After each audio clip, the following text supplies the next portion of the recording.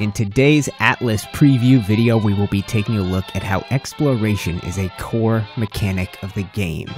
You will not be able to level up without fully exploring discovery zones. What are they? How many of them are there? I've got those answers. We will also be taking a deep dive into treasure hunting. How do you get your hands on a treasure map? How do you follow it to buried treasure? What sort of enemies will you face when you get there? And what happens to the booty that you get once you destroy those enemies? How does it get divided amongst you and your crew? Atlas may turn out to be the perfect exploration game. In case you missed it, Atlas is the upcoming pirate-themed MMO survival game from the creators of Ark. It is due out on Steam Early Access on December 19th of this year. One of my most popular series of all time has been exploring, and doing so in Ark Survival Evolved on the amazing Ragnarok map. A lot of that time was spent on horseback, and we basically saw everything there was to see in that map. Imagine if that map was 12 or 700 times bigger. And imagine if it was set in the Age of Sail, the Age of Exploration, ships, muskets. It's going to be fantastic. Now this is my third preview video for Atlas. We have a 1-minute trailer and a 3-minute trailer, and you are probably beginning to see repetitive images. Apologies guys, but when I get the chance, I will cut to the newest source of information we have on the game, which is an exclusive article in the UK version of PC Gamer. Let's take a look right away at one of the coolest things that came with that. Now I don't expect this to necessarily be the real map. It could be a illustrative mock-up made up by the magazine, but there is an idea of how big the world of Atlas will be. We have heard for quite a while that it will be 1,200 times the size of Ark. Now, I always based that on Ark runs on one server. This will run on 1,200 in order to live up to its promise of up to 40,000 concurrent players. We know that there are 700 islands in this persistent pirate-themed world with tons of ocean in between them. Unless those islands are vastly bigger than an Ark island, we will be nowhere near 1,200 times the land mass. If they are quite smaller, then we will be maybe less than 700 times the size of land that we are used to seeing in Ark. But it is going to be a huge map. It will take a long time to sail from one side to the other, and either way, it is likely going to be hundreds of times, not sure what the multiplier is, but hundreds of times bigger than the biggest Ark maps. Each of the islands, they are not procedurally generated, and ideally, as far as we know, they are not copy-pasted either. They seem to be 700 unique, handcrafted islands. How these developers could have come up with 700 unique Ark maps, I don't know, so I can't imagine they will be insanely diverse.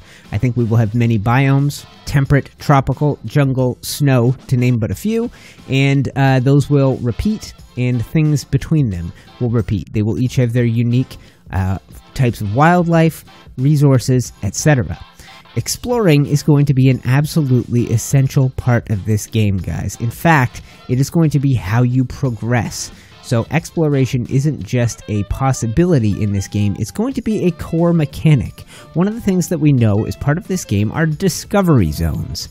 Discovery zones will encourage exploration, sort of like explorer notes in Ark. They will offer a narrative and a chance to gain XP, but compared to explorer notes, there are over 1,000 discovery zones at launch, and to reach max level in Atlas, you have to visit all of them, which means likely visiting all 700 unique land masses, visiting every biome, and making long, difficult, arduous journeys in order to do so.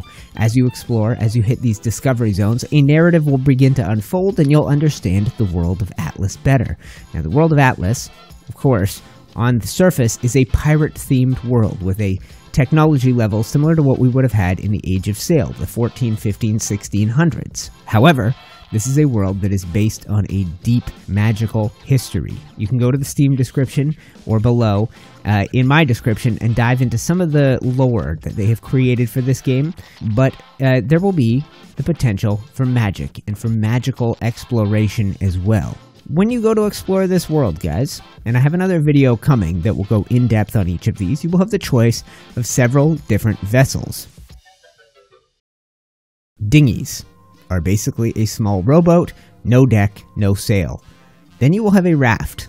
At first glance, looking identical to the Ark Survival Evolved raft, no deck, one sail, and then the next size up would be the sloop. It has a single deck and a single sail. Beyond that would be a schooner, one deck, two sails, a brigantine, which would be two decks, two masts, and then a galleon, which would essentially be the 300, 400-year-old version of a cruise ship. It is massive and will have dozens of cannons on it. Beyond that, we have recently had confirmed to us that for the explorers setting out to discover what is out there in this world, there will be gliders, reminiscent of those that we got with Ark Aberration. And this is down the road and not a possibility yet, but Jeremy, who's one of the creative minds behind this and a guy that gets super excited about his ideas, in the article revealed that he has plans for Golden Age blueprints to be recovered for airships and submersibles like a submarine. So this could be a very cool world to explore with many, many possibilities for how you explore it. Now, of course, this is from the creators of Ark, so there will also be animals to tame and ride along with your ships. We don't know if any of the sea creatures will be tameable, rideable, or anything like that. We do know there will be scuba. When an enemy ship is sunk, it becomes a wreck that will be available to be looted for treasure. So, you will have the option to explore not just on the surface, but below the surface of what I imagine will be an epic, massive underwater biome. When players begin, they are going to start in free ports. And this is going to be a distinct change from Ark Survival Evolved. This will be a safe zone, so that if you are new, you will not get spawn camped, and you will have time to experience the game and to build your first ship, likely a raft, that will allow you to set sail from that beginning zone and go explore. The free ports will be level capped, and you won't want to stay there, guys. You will be incentivized to travel on your first raft. Until you get out of that free port and the first island you begin on, you will not have the opportunity to visit other biomes, to get new resources for trade, new tames, etc. If you want to increase and improve your boat, you will likely have to set sail from the first island and head to another one. Another cool feature included in this game, guys, are treasure maps. Now, these we know a lot about thanks to the PC Gamer article. Treasure maps will float in bottles in the ocean. When you get a treasure map, it will have the outline of an island. You will have to then take that outline and match it up to the world map, which will have a fog of war for areas you have yet to discover, and a shroud of war hiding areas you may have discovered but that are occupied by enemies. So you will have to take your treasure map and match it up to something on the world map, which will be zoomable. So this will be both a cartography challenge, and according to the article, the island in your treasure map may be rotated and turned from what you see on the main map, so there will be a sort of visual puzzle element to it as well. When you group up with your team, with your crew, to set out in search of treasure, only one person will be able to lead the crew to the X that traditionally marks the spot, and bring the crew to the site of the treasure, at which point combat will begin. This combat will take place against the Army of the Damned, who are going to be the primary AI enemy. They are skeleton soldiers, essentially, and you will have to fight them in order to get access to the treasure. What happens when you complete that challenge and you kill all the enemies, you will have the opportunity to dig up the treasure using a shovel. When you do so, the loot is going to be spread out between everyone present, which is going to introduce a very cool mechanic of betrayal. You go ahead and bring 3 or 4 of your good friends out to the site, you lead them to the treasure, we kill all the bad guys, and then you pull out your pistol, blast them in the head, blast the other guy in the head, you and one guy team up to kill the other 3, and you split the loot 2 ways instead of 5. It's a pirate game, so that kind of nonsense is not going to be frowned upon. It's going to be a total natural part of the game, I hope. My favorite revelation about the treasure hunting system is in regards to distance. When you find a treasure map, further you have to go to get to the island featured on that treasure map, the greater the booty will be. So if you find a map and the island is right next door, don't expect a lot of loot, but if you have to travel halfway across the map to get to that island, you are in for a massive payday. How cool is that as a game mechanic? We are still anticipating the release of Atlas, guys. We've got a lot of time before we know what the game is going to be like and how it's going to work, but we have managed to see some very beautiful environments. Screenshots that have been released showcase pretty, sort of pristine natural environments, as well as locations with ruins in the background. If you watch through each of the trailers, you can start to get a sense of those things. We also have some really detailed looks at buildings in the game. Some of these, I assume, will be naturally spawning structures that come with the island. Some of them, of course, will be built by players. I'm intrigued to see how that's going to come together. So this game is going to be an interesting one, guys. If you choose to jump into the PvP world and set yourself out as an explorer, you will be risking not just the natural enemies of the game, but you will be risking other players who are out there in the world. There are all those different tiers of ships going all the way up to the galleon. It's going to be interesting to see how it plays out. Will it be really difficult for a small crew or a solo player to get a boat and set out to explore the world and essentially follow the main quest line, hitting discovery zones and unlocking the highest possible level character by visiting every landmass that is out there in the world? I'm into it. What I plan on doing, at the very least, is getting a small boat like a sloop or a schooner, something with a deck at least, and a cannon or two, that I can use to explore the world. I will be able to hire an AI crew to man my ship, and we'll be able to set out to go check out the world. Your AI crew will be able to follow you on land. There's so much potential to this thing, guys. I like to mention in these videos, this game is insanely ambitious. I don't know how it's ever going to run well on console, and even attempting it is kind of insane. If you look at the size of the world for EVE Online, which is like the next possible comparison, it's nowhere near the 40,000 players that they have in mind. So how will this work? Will it be smooth? People are really apprehensive, and they have a right to be. You have a right to be a little bit skeptical, because the ARK developers have made many a mistake in the past. However, one of the most interesting things coming out of the article I read is that they're pretty honest about that. They know what they did wrong with ARK, and a lot of you will say they're still doing it wrong, they ain't never fixed it. I get it, the experience is very different, but for me, my experience with the game, it's one of the best ones I have ever played. They set a very high bar in the survival genre, and they've changed the expectations of what you get for a survival game. And for people who bought it in early access, I think you got a lot for your money. Now, if you play on console, maybe you have a very different experience than I've had. Maybe it's unplayable. Maybe it was never worth the $60 or $30 that you would have paid when you bought it. One of the things that they're doing with this game is announcing the price up front.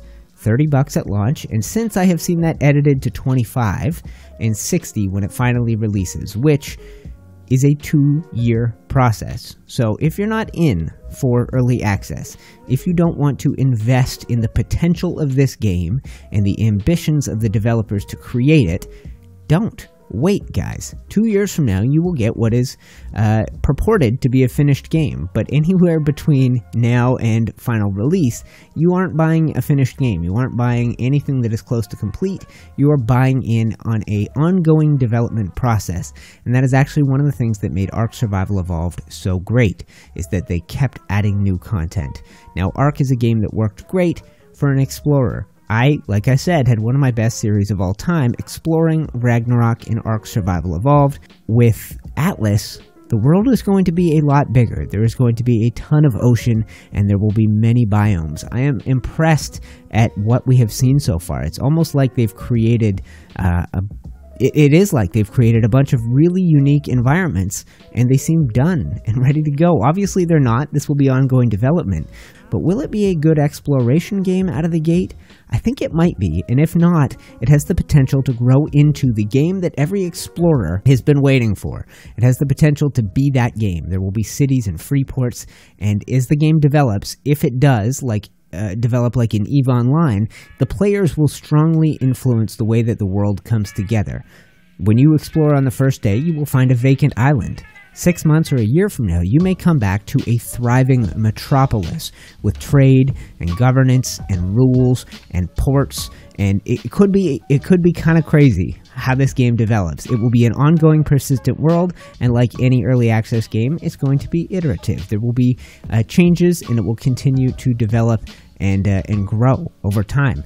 Another important thing to note, guys, this game will launch with a PvP world, a PvE world, and if neither of those suit your needs, there will be private servers available at launch. I have a very loyal sponsor in G-Portal, and I think they are the best at what they do when it comes to offering servers for video games. There's going to be a link at the top of the description, in the cards, etc., that will allow you to get a discount and get your server from them. I could blab forever about why I think they're the best. Ask me in the comments. I'll talk to you all day, but I won't make it the longest part of this video ever. If you decide that neither PvP or PvE are for you, I urge you to check out G-Portal and their services, get yourself a server, make your own MMO, and play just with your friends.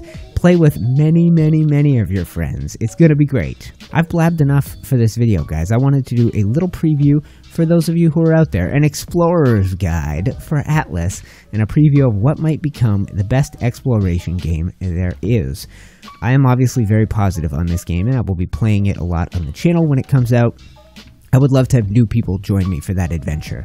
You have been watching little preview videos that take a lot of editing and are kind of to the point and answer a question. When the game launches, I will try and continue to bring you content like this, but I am going to have an ongoing series where we hit those discovery zones. We go and explore as much of this map as we possibly can, and if you are on board for that and want to join me for this high seas piratical adventure, I would love to have those of you who are new viewers come along for this journey. We will be live streaming, there will be episodes, and I will continue to do guides that answer questions and solve problems for those of you who want to know about this game. Thank you so much for watching. I'm UniteTheClans, and I will see you geeks in the next video.